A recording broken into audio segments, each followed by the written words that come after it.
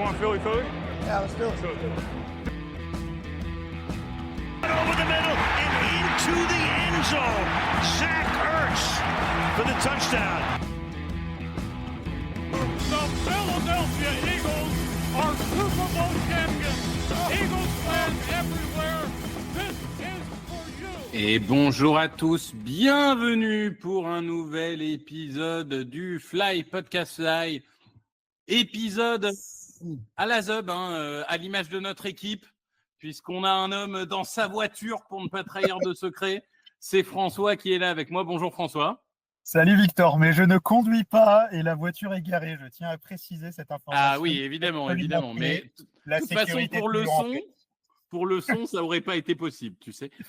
Et on a un autre homme, Grégory, qui va nous rejoindre d'ici quelques minutes. Il va être là pour vous dire à quel point les Eagles sont magnifiques, etc. Nous, on est là pour vous dire la vérité parce que contrairement à l'homme de médias qui est Grégory, nous, on ne vous ment pas. Ça a été un match putride face à une attaque historiquement faible de Cleveland. Match qui commence par 2 échanges de punt parce que pourquoi pas. Puis on marque 3 points. Puis on marque un touchdown. À ce moment-là, on se dit, écoutez, on n'est pas tout mal, c'est pas génial, mais A.J. Brown revient, il a son touchdown, on mène 10-0, puis 10-3. On a un field goal pour prendre un peu d'avance à la mi-temps. Bam, le contre et le touchdown sur le retour, 10-10. 10-10 à la mi-temps contre la pire équipe de la ligue. Autant vous dire que c'était de la merde.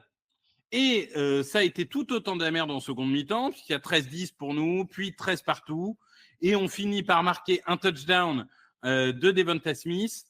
Cleveland a l'occasion d'égaliser, mais il préfère jouer petit bras et taper un field goal. Ça, je ne reviendrai pas sur cette décision que je trouve hallucinante et la preuve d'un manque de confiance, mais alors monstrueux envers leur quarterback. Mais bon, ça, c'est leur problème. Et on gagne ce match 20-16 avec à la fin une jolie passe. Il faut le dire, quand c'est bien, on le dit. Une jolie passe pour A.J. Brown.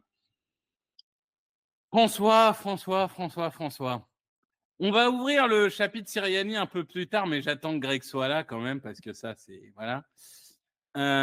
Faisons le quart d'heure de positivité.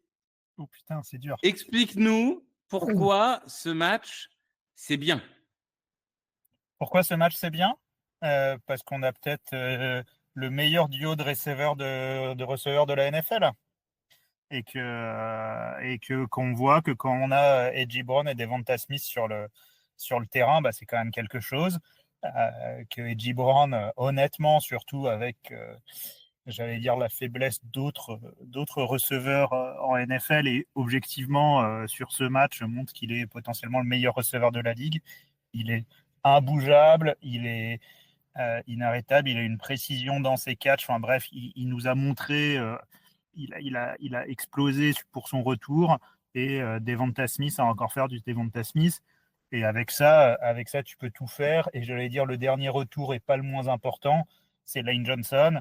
Lane Johnson, il a refait son match où peut-être que parfois on s'habitue trop facilement à ça. On l'a remis sur son île et il a tout bloqué sur son côté face à quand même à une défense agressive et à un Jim Schwartz qui, on le sait, aime bien mettre la pression sur les tackles.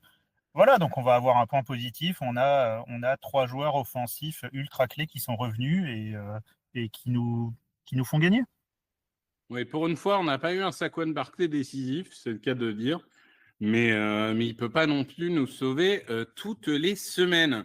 Alors que le timing est formidable, nous accueillons Grégory HR qui est là. Bonjour Grégory, nous entends-tu ? Louis-tu, m'entends-tu, que fais-tu ? Il est en train de connecter son audio, c'est terrible. Je suis presque Ah oui, donc toi, t'es carrément dans la rue en train de marcher. Ah non, mais alors aujourd'hui, c'est là. n'a aucun sens. Je fais au mieux pour ne pas louper un maximum. J'entendais vos critiques sur bébé, j'ai bondi. Voilà, aucun rapport avec la ville de Kiki. Je suis en train d'avancer. Donc là, vous allez même entendre le clic de chez moi. Comme ça, vous êtes complètement dans de l'inside. Et j'arrive chez moi en espérant que mon chien n'aboiera pas. Et vous ne louperez rien. Voyez-vous ce que je veux dire ? Voilà, je suis là, je vous écoute. Je vous écoute. Eh bien, merci Grégory pour ce passage sonore absolument détestable. Oui, on a juste eu le temps de dire on était parti sur un quart d'heure de positivité pour commencer. On a parlé de A.J. Brown, on a parlé de Devonta Smith, on a parlé de Lane Johnson, pardon. Et moi, pour le coup, dans le quart d'heure de positivité, je vais plutôt parler de la défense parce que si on enlève ce field goal bloqué, on prend que 9 points. Alors oui, l'attaque d'en face est putride. Oui, c'est vrai. On a encore une defensive line qui n'a pas été au niveau selon moi. Alors oui, certains diront non, mais attends, il y a quand même 5 sacs. C'est vrai. Mais pour autant, il n'y a pas forcément de niveau. Mais il y a des choses qui m'ont plu. Chose numéro 1 qui m'a plu, Cooper DeJean. Je pense que là, 0,5 sac, 2 pressions sur le quarterback. Je pense qu'il a déjà prouvé qu'il était meilleur que Maddox et plus polyvalent que Maddox. En fait, je pense qu'il rend cette attaque imprévisible parce qu'il peut blitzer, il peut couvrir, il peut faire beaucoup de choses. J'ai bien aimé aussi des choix forts qui ont été faits. Par exemple, Jordan Davis, aujourd'hui, n'est plus le defensive tackle numéro 2 sur ce match. C'est Milton Williams. Et je pense que c'est mérité. À un moment, sur la performance du terrain depuis maintenant plusieurs semaines, c'est totalement mérité. Donc, voilà, il y a Quinion Mitchell qui est toujours rayonnant, qui s'est fait voler une interception par le débile CJ Gardner-Johnson. Bon, bref. Mais voilà, je trouve qu'en défense, même si évidemment, avec ce qu'il y a en face, c'est dur de juger, il y a eu des bonnes choses et je continue à dire, vous connaissez mon amour pour Cooper DeJean, mais que ça va être un futur phénomène en NFL. Donc voilà, je trouve qu'en tout cas, entre Mitchell et DeJean, pour l'instant, on a plutôt bien drafté. Donc c'est la bonne nouvelle. Est-ce qu'on peut quand même noter, parce qu'on va rester sur le positif, qu'on est en week 6 et qu'on a 2 rookies titulaires en défense à 2 postes critiques. Et ça, je ne sais pas combien d'années ça fait que ce n'est pas arrivé. Enfin, c'était annoncé. Et en plus, on les a pris pour ça, pardon, mais ces gars-là, on les avait annoncés. On a pris Vic Fangio qui fait jouer. Non, attendez. On a pris Vic Fangio qui fait. Greg, on peut hype sur les premiers pics des drafts. Et chaque année, on dit il faut qu'il provoque. Jordan Davis, il n'a pas joué un snap en tant que rookie. Enfin, tous les rookies n'ont pas joué un snap depuis 15 ans. Comment tu peux dire que c'était sûr? Eh ben, je vais le dire, non seulement je vais le dire, mais je vais le dire sans crier, je vais le dire calmement. Vous vous foutez de ma gueule. Depuis le début, on n'arrête pas de dire qu'avec Vic Fangio, les rookies auront leur chance si c'est les meilleurs. Vic Fangio, vous passez votre temps à m'expliquer qu'il fait jouer les meilleurs. Bon, eh ben, il fait jouer les meilleurs. C'est bien, c'est positif. Non, mais c'est... On dit bravo, on dit merci. Voilà, exactement. On était dans le positif, c'est toi qui t'énerve. Hein. Voilà. Non, mais parce que je m'énerve pas, mais vous faites les surprises. Ça me fait marrer que vous fassiez les surprises. Historiquement, c'est une surprise par rapport aux 10 dernières années des Eagles. Mais, Victor, oui, mais tu le savais. Non seulement il joue, que tu fasses décider de jouer des rookies, mais c'est peut-être sur ce match 2 des joueurs les plus impactants sur notre défense. Et ça, pour l'avenir, c'est quand même vachement cool. Mais pardon, mais au moment de la draft, Victor avait son slip sur la tête en faisant des bons, en disant « On a pris des monstres, je reviens pas qu'on ait les deux ». Donc c'est quand même normal que dans une défense qui a besoin d'être ajustée avec un nouveau coordinateur défensif et avec une montée en puissance qui va être progressive, et moi, cette défense, puisque vous êtes dans le positif, elle me plaît, mais vraiment… je trouve qu'il y a, voilà, comme tu l'as dit, le retour de punt, mais il y a eu un match où on a un peu explosé, les autres, on a été plutôt solides, notamment contre les Saints. Donc, quand bien même on est un gros nulos en face, il faut quand même tenir. Moi, je trouve ça super et je suis enthousiaste, mais pas surpris comme vous que ces gars-là jouent. Voilà, c'est tout. C'est la seule chose. Et je trouve que c'est bien. Mais dites-moi, comme j'ai loupé le début, je voudrais pas faire le relou redondant, mais dans le positif, j'ai pas entendu. Est-ce que vous avez parlé de notre bébé? Eh bien, on t'attendait pour ça. Attends, c'est ton bébé. On va pas te le voler quand même. Non, mais c'est un bébé qui me coûte un peu cher à 250 millions de dollars, donc j'aurais bien une garde alternée de temps en temps. Mais vas-y, fais-toi garantie. Connu comme le violeur, et lui, c'est une merde. C'est le seul truc qui fait qu'on va attendre un match de plus pour voir une défense. Ah non, on joue Daniel Jones la semaine prochaine. Bon, on va attendre 2 semaines pour jouer les Bengals, excuse-moi. Vas-y. Non, je veux rester dans le positif. Moi, je trouve, je vais de votre côté. Les deux, c'est super. Et franchement, c'est une sacrée bonne nouvelle que ces gamins-là soient au niveau vraiment. Et les stats, moi, je suis pas aussi fan de stats que Victor, qui voit tous les... Mais, ou que toi, François, bien sûr, mais je trouve vraiment, même ne serait-ce que visuellement, sans se plonger dans les stats, c'est assez impressionnant. Et je trouve qu'ils ont déjà un body language, un trash talking, une façon de se mouvoir, assez exceptionnelle, quoi. Voilà, je trouve si j'osais, je ferais la phrase de connard, ils jouent comme des vétérans.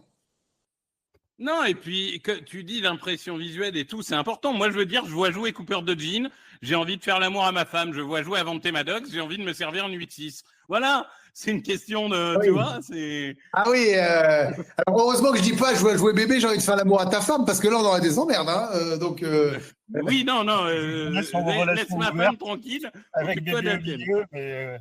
Non, mais je vois ce que tu veux dire. Je vois ce que tu veux dire. C'est hyper enthousiasmant et quand même dans un match assez sombre en général, c'est quand même assez satisfaisant de voir qu'on s'est pas trompé déjà dans les choix de draft quand on sait que s'il y a un côté loterie au sens propre comme au sens figuré, qui est plutôt agréable. On verra bien dans le futur, mais c'est agréable. Voilà.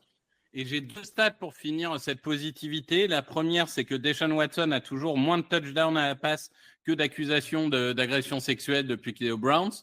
Et la deuxième stat, c'est que Brandon Graham a joué son 200e match pour les Eagles. Ouais. C'est un record. Et ça a encore été. Du love pour Brandon Graham. Mais ça a encore été notre meilleur defensive lineman du match. Donc, il y a un moment, que d'amour pour Brandon. Il faudra penser à retirer son maillot, hein. Bah, je pense, oui. Bah, honnêtement, pour moi, il y a plus de raisons de retirer son maillot que celui de Fletcher Cox, tu vois, par exemple. En termes de sur le vestiaire, en termes de leadership, etc. Je trouve que tu en fais des tonnes. Calme-toi, bois un coup, mais attention à pas dire de la merde quand même. Eh ben, moi, je te dis. Je suis assez d'accord. Ah, voilà, on est 2 contre 1. Maintenant, on va parler du négatif. Alors, je vais te poser la question un peu comme je te l'ai posée avant le podcast, François. Jalen Hurts a fait plutôt un bon match. Et J. Brown a fait plutôt un bon match. Devonta Smith a fait plutôt un bon match. Je dis plutôt pour rajouter un voilà, mais ils ont fait des bons matchs. OK. On marque 20 points. C'est quoi le problème à un moment? Si nos stars font des bons matchs et qu'on n'arrive pas à marquer plus de 20 points, c'est quoi le problème? Ça peut être que le coaching. Je peux commencer par un truc parce que ça va faire une petite transition sur la positivité. On a battu un autre record de franchise.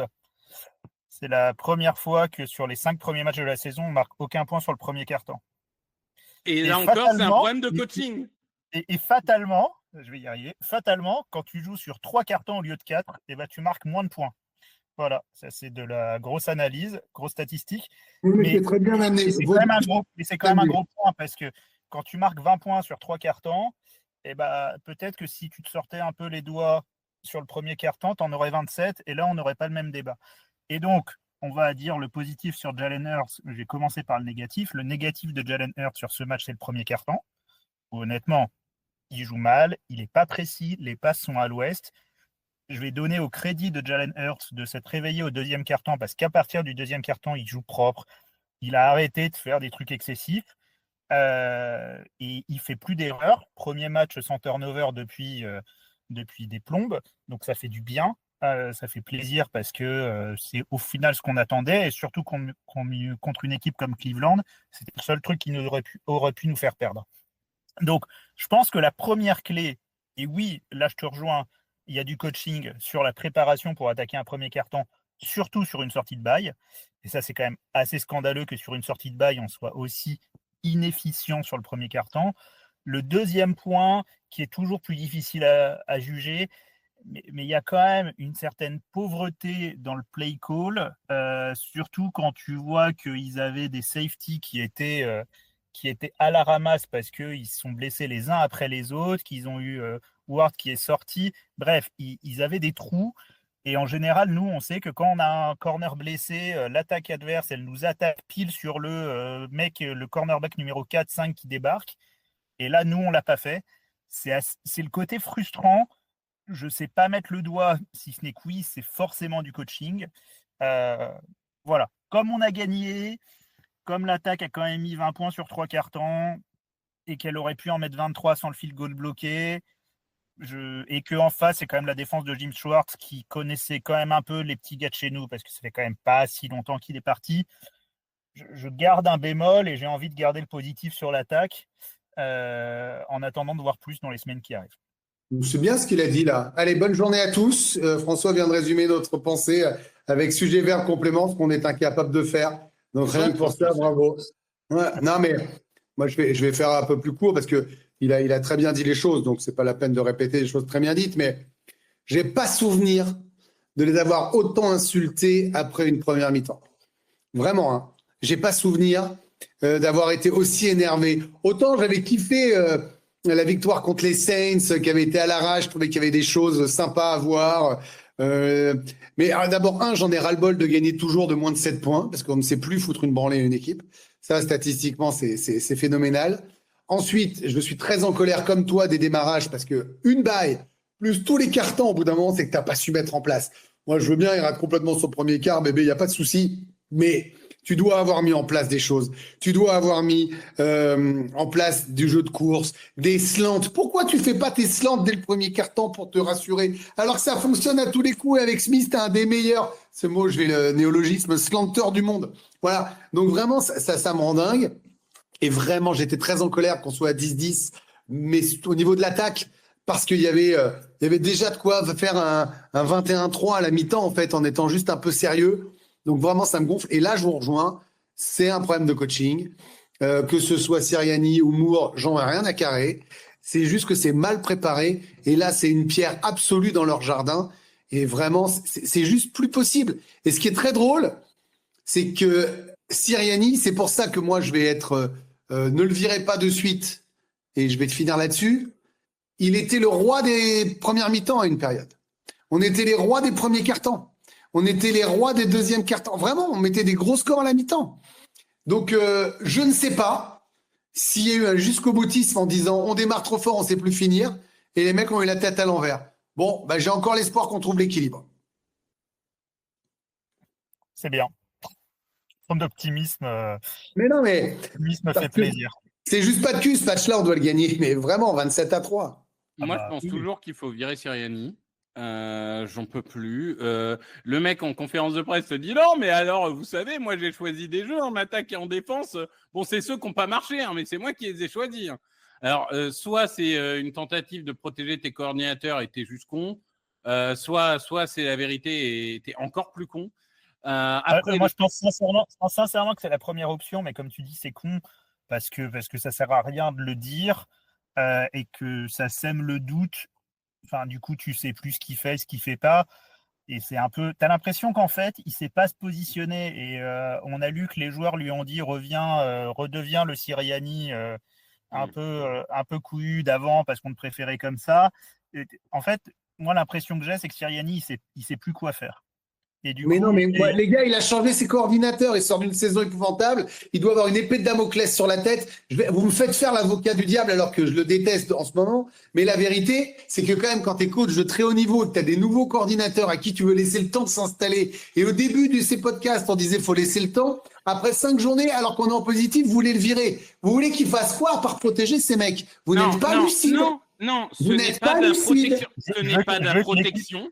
Ce n'est pas de la protection. Parce qu'en disant ça, il ne les protège pas forcément parce qu'on ne leur en aurait pas voulu, ça arrive de louper un play. Par contre, là, il crée un doute sur qui est en charge de l'attaque, qui est en charge de la défense. Il crée un doute auprès de Victor Roulier, de François et de moi. C'est tout. Il crée du bruit et ça peut générer.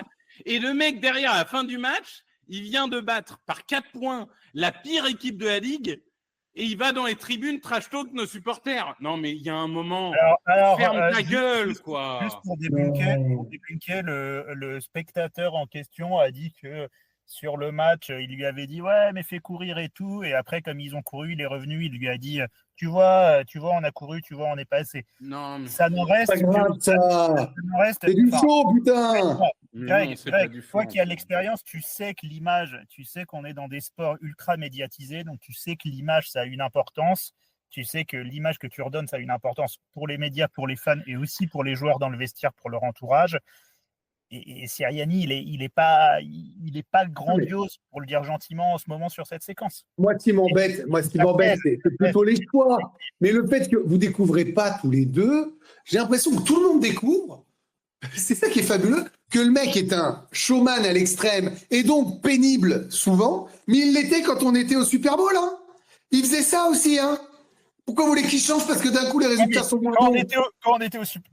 Parce que quand on était au Super Bowl, je pouvais te la ramener. Alors que là, on a battu 20 16 non, parce que t'es pas le même. C'est parce que pour le coup, tu peux pas te renier. Si tu te renies, à ce moment-là, tu deviens encore pire, tu deviens moins bon. Vous faites chier, vous m'obligez à le défendre. Oui, mais à force de trash-talker tout le monde à 10-1 l'année dernière, on voit comment on a fini. Non, mais je veux dire, moi, honnêtement, je me demande ce qu'ils ont foutu pendant la bye.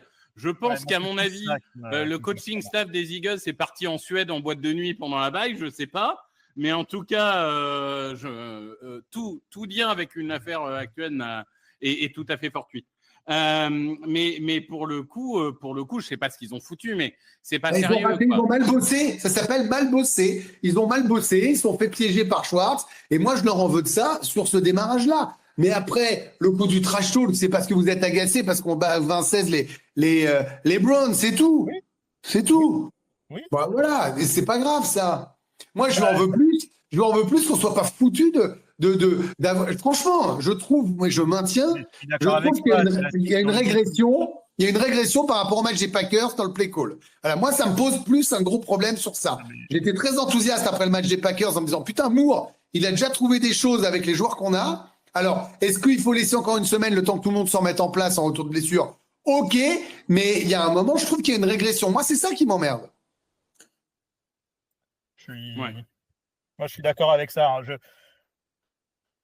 C'est au final ce que tu dis, et c'est vrai. Hein, j'allais dire, l'affichage fait chier parce que ça fait un peu paratonnerre et on se prend là-dessus. Mais c'est le reste, c'est le début du match, c'est le fait qu'on gagne que 20-16. Et il y a un autre sujet, parce qu'en plus, on a tapé sur l'attaque, sur la défense, et il y a 2 semaines, quand on disait c'est quoi, mais on disait qu'au final, c'était un peu tout qui déconnait. Là, il y a aussi les special teams qui commencent à déconner depuis plusieurs semaines, à chaque fois sur. Alors, c'est pas global, hein, c'est sur des plays, mais là, on a un play qui nous coûte 10 points en différentiel sur un field goal bloqué. On a eu des punts bloqués, et c'est des trucs qui nous arrivaient pas l'année dernière. Ça fait un peu beaucoup. Après, Garrett a bien défendu, hein. Tu vois, je veux dire, bien sûr, la special team, on peut les insulter, mais il fait un truc fabuleux, quoi. L'année dernière, on avait la meilleure défense, la meilleure special team de la ligue. Là, on en est loin. Et disons que ça ajoute pas au fait de se dire qu'on a une équipe cohérente, quoi. Bah, c'est lié à ta période où tu es dans le dur et tu prends un mec qui fait une action défensive extraordinaire quand même. Et donc, le cumulé des deux fait très mal. Moi, franchement, je vous le dis, je vous le redis, hein, cette action-là, quand ça va un touchdown contre ces nulos, alors qu'on a la place, mais j'ai rarement autant insulté cette équipe des Eagles en 35 ans. Hein. Très, très rarement. Hein. Vraiment, j'étais vénère, mais au point que je suis venu dans notre conversation que je veux même plus relire ce que j'ai écrit, hein, parce que c'était violent. Hein. Donc, ça fait mal. Ça fait mal. Hein. Ouais, moi, le seul truc qui m'a fait plaisir, c'est qu'au moins, l'action, après, c'était fait par Rodney McLeod, qui est un ancien de chez nous. Oui. Et je me dis, bon. Et en plus, McLeod, il n'en restera qu'un à la fin et apparemment, ce sera lui. Oui, immortel dans la vanne, ce Victor. Alors, référence 35+. Hein, parce que là, je pense qu'on a perdu. Référence historique. On a perdu la moitié de notre audience, mais bon, c'est pas grave. Regardez Highlander, vous comprendrez. Va. Exactement. La série a mal vieilli, les films sont devenus des beaux nanars. Et après, il y a un truc. Il y a un truc dont il faut qu'on parle. Oui, c'est vrai que c'est des nanars. Vraiment que tu vas y faire halluciner, hein, dis-moi. Mais moi, le seul truc, c'est que j'ai beaucoup aimé, en revanche, parce que si on est très dur, je pense à juste titre, sur le début de match, moi, j'ai beaucoup aimé la fin de match, par exemple. J'ai beaucoup aimé la fin de match parce que non, mais je sais qu'on ne sera pas d'accord, donc c'est pour ça que je commence. J'ai beaucoup aimé la deep ball, j'ai beaucoup aimé...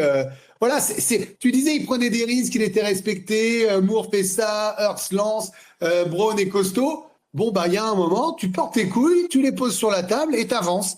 Et je trouve que c'est ce qu'ils ont fait sans trembler. En revanche, et je fais court, sur l'attaque, Saquon Barkley, ce match-là, alors qu'il a été très bon depuis le début de la saison, cata. Et si on critique les special teams, Sirianni, Hurts, qui vous voulez, il a beau avoir des stats magnifiques, Ce match-là, il fait un bug énorme de ne pas aller chercher la première, alors qu'il y a quand même la place peut-être pour aller au touchdown même. Il n'arrive pas à franchir. Derrière, c'est le punt, c'est le field goal contré. Donc, elle est pour lui, plus que pour la special team. Voilà, moi, je le maintiens. Et il fait aucune différence au moment où ça peut arriver. Peut-être pas aider sur sa ligne quand il faut qu'on avance et qu'on gomme le temps. Et il avait déjà fait le coup contre les Falcons. Et en vrai, c'est limite quand même. Hein. Il y en a une pour lui déjà, il y aurait pu en avoir deux. Oui, mais moi, ce que je comprends pas sur ce type de package, c'est tu as la chance d'avoir un polyvalent Will Shipley. Pourquoi tu changes pas aussi à un moment de personnel ce genre d'attaque? Mais je suis d'accord avec toi. Mais de toute façon, moi, je suis d'accord avec toi. Le dernier draft, moi, j'ai bien aimé aussi la prise de risque. Bon, c'est la fameuse 50-50 démerde-toi et J. Brown, mais le truc, c'est que Brown est tellement athlétique que, je veux dire, à part Dick Metcalf, personne est dans la catégorie athlétique. Bon, on peut y mettre Justin Jefferson, mais je pense que c'est pas que l'athlétique qui joue pour lui. C'est plein de choses en même temps et c'est le meilleur receveur de la ligue. Parce qu'en plus, il est bien défendu sur le coup. Hein. Non, il est bien défendu, mais après, voilà, c'est des ballons comme ça. Tu as quelques receveurs comme Brown, comme Metcalf, comme autres, où ils vont réussir à le choper. Et puis, c'est même pas la faute du cornerback. Enfin, il y a un moment, tu perds le duel physique. Est-ce que vraiment c'est un drame? Bon, c'est comme ça. Mais pour ce play, c'est quand même un call que Hurts appelle de la ligne. Pour rappel, il suffisait d'un first down pour qu'on finisse le match. Est-ce que tu as vraiment besoin d'aller sur ce call? Je ne sais pas. Là où c'est pareil. Elle est bonne, donc c'est un bon call. Ah ben non, elle passe, c'est un bon call. Je suis désolé, elle passe, c'est un bon call. Là où je vous rejoins, c'est que c'est un call théorique. Allez, peut-être 20-25% de chance. Mais avec Edgy Brown, c'est 80% de chance parce que Edgy Brown, de toute façon, il se pose. Le cornerback lui rentre dedans, il ne bouge pas d'un pet. Et de toute façon, il rattrape la balle. Donc voilà, il y a Edgy Brown, faut juste qu'il essaye pas ça avec un autre. Mais dont acte. Dont acte, et puis c'est ce qui a scellé la victoire. Allez, go. Bon, en ayant fini ça, on va passer sur les previews. Puisque je sais que François après va devoir nous quitter, donc autant y aller maintenant. Il va mourir. Oui, voilà, il va nous quitter, je préfère te le dire. L'occasion de rappeler que mon 24-13, dont on s'est moqué au niveau du Browns Eagles, me permet de gagner un point. Hein. C'est vrai. Mais voilà. C'est vraiment le point le plus laid de ta carrière, je tiens à te le dire. c'est vrai que celui-là, c'est particulièrement le plus dégueulasse. Donc, on affronte les Giants dans un duel de pieds nickelés made in NFC Est entre les Eagles qui à 3-2 sont deuxième de la division et les Giants qui à 2-4 sont derniers. Évidemment, alors ils ne sont pas désarçonnés, ils sont habitués à être derniers, hein, donc ne vous inquiétez pas pour eux. Ils ont leurs petites habitudes, ils aiment bien être à l'arrière du bus. Faut juste pas trop les déranger. C'est le mec bizarre qui est à l'arrière du bus, mais tu le déranges pas parce qu'au fond il est pas méchant, tu vois. Et puis surtout quand il vient en playoff, il se fait démonter par nous. Non, donc mais voilà. Ouais, non, mais voilà, c'est le mec. Bon, il a essayé une fois de te chercher des noises, tu lui as pété la gueule pour lui montrer. Depuis, tu vois, il est tranquille. Donc, non, mais on se rappelle quand même que nous ont battus au dernier match, la saison dernière semaine, parce qu'évidemment, on était dans cette spirale terrible. François, on va commencer par toi. Les Giants, on les connaît. Globalement, c'est un peu les mêmes que tous les ans, si ce n'est qu'ils ont une bonne ligne offensive. Faut le dire quand même. Enfin, en tout cas, bien meilleur que ce qu'ils ont eu historiquement. Ils ont quand même des bobos de blessures avec Nabers qui est quand même absent depuis 2 semaines sur une commotion. C'est pas à chaque fois qu'on a 2 semaines pour une commotion. Normalement, il devrait revenir, mais cette attaque, elle reste quand même limitée notamment par Daniel Jones. Cette défense, elle est moyenne. On va dire qu'elle a eu des performances un peu inégales. Malgré tout, c'est le genre de match, si vraiment on veut montrer qu'on reste une bonne équipe et qu'on veut aller en play-off, c'est le genre de match qu'il faut gagner, quoi. On en parlait rapidement. Le sujet, c'est quand même, et dont là où tu es quand même à critiquer, c'est je ne suis pas serein de gagner face aux Giants, quoi. Je pense qu'on va gagner, mais je ne suis pas serein. Et c'est quand même sacrément flippant par rapport à ce qu'on se disait en début de saison. Maintenant, si on revient sur les forces, faiblesses des Giants, qu'on devrait, moi je dis D'abord, c'est pas encore dit qu'ils reviennent. S'il revient pas, ils sont vraiment à poil en attaque parce que c'était vraiment je leur ai dit, leur rayon de soleil, leur truc qui leur donnait un peu d'espoir. S'ils l'ont pas, ça va être très très dur. S'ils l'ont, ça va être un peu plus équilibré. Par contre, j'ai tendance à penser que, on a quand même la défense, elle a quand même montré assez de choses pour réussir à les annihiler, surtout que maintenant, justement, on avait une grosse faiblesse en slot cornerback, on a de Jean. Donc, je pense vraiment que ça va tenir de ce côté-là. Et tu l'as dit, la défense, elle est moyenne. J'ose espérer que peut-être, je sais pas, on pourrait marquer au premier quart-temps. Ça nous permettrait d'un peu mieux dérouler. C'est sympa, ça. Je sais plus comment ça fait, moi. Ça fait comment quand on marque au premier quart-temps? C'est-à-dire qu'on peut lever les bras après 3 minutes? Je sais plus. Je crois qu'en fait, de 0, il change et il devient 3, 6 ou 7. Mais après, ça doit être bien, ça. Mais ça, pour moi, ça marche que quand c'est deuxième quart-temps, je crois, non? Ah oui, 2 ND, mais pas un ST. D'accord. Ouais, je sais pas. Faudrait voir. Peut-être qu'il y a un blocage technique au niveau d'affichage. Là, en tout cas, il y a Tarantino et Guillaume Canet qui nous appellent, parce qu'on est dans un grand jeu d'acteurs. Exactement. Grégory, cette Oui. équipe des Giants, On va les pareil. défoncer. On va les défoncer. C'est des gros tocards. Et on est moins tocards qu'eux. C'est à la maison, je suis pas fou. Non, c'est chez eux, donc on va quand même blesser 2 ou 3 titulaires. Ah ouais, on va se blesser sur. Ah ouais, on va les défoncer quand même. Parce que c'est le Saquon Barkley's game. Il nous doit une revanche. Il a envie de se faire bouitiser. Et parce que je refuse tout autre résultat, un peu comme les Browns. Alors, j'avais été très optimiste. J'ai envie de croire que ça va redonner confiance à Hurts. Brown et Smith également qui ont marqué leur beau touchdown. Moi, je trouvais que Calcaterra avait été très bon, dis donc, faut pas le dire trop fort. Mais j'avais dit en début de saison que j'en avais ras-le-bol des blessures de Dallas Goedert. J'avais dit les blessures de Goedert, je peux plus. Donc voilà. Donc je pense qu'ils ont une attaque trop faible par rapport à notre belle défense. Et on a une attaque malgré tout trop forte par rapport à leur défense. Donc on va les exploser. Oui, Goedert qui devrait être de retour. Par contre, Malaita sera absent pour plusieurs semaines. Ça, et il y a un débat sur est-ce que Becton doit passer en tackle ou est-ce que du coup ça doit rester Fred Johnson. Moi, je suis, vu ce qu'on a vu de Becton en tackle aux Jets, je pense qu'il est très bien en garde. J'ai pas tellement envie de changer. Ouais. Et je suis un peu d'accord avec toi que on a certainement droit au Saquon Barkley game. J'aimerais bien qu'il nous fasse 200 yards histoire de. Oh oui, carrément. Ah ouais. All purpose 200 yards. Voilà. Ah ouais, d'accord. Ok. Ça serait ma foi pas mal. Bon, du coup, les pronos, François 34-10. C'était juste pour voir la tête de Greg. Non, ouais. Non, mais ouais. Greg 43-17. Il est là. Ah, voilà, on le voulait. 43-17. Et moi, évidemment, je vais partir sur 24-13. Oui, c'est toi qui as raison, mais c'est pas grave. Il finira par passer et je ferai le tour des Champs-Élysées en slip, rien à foutre.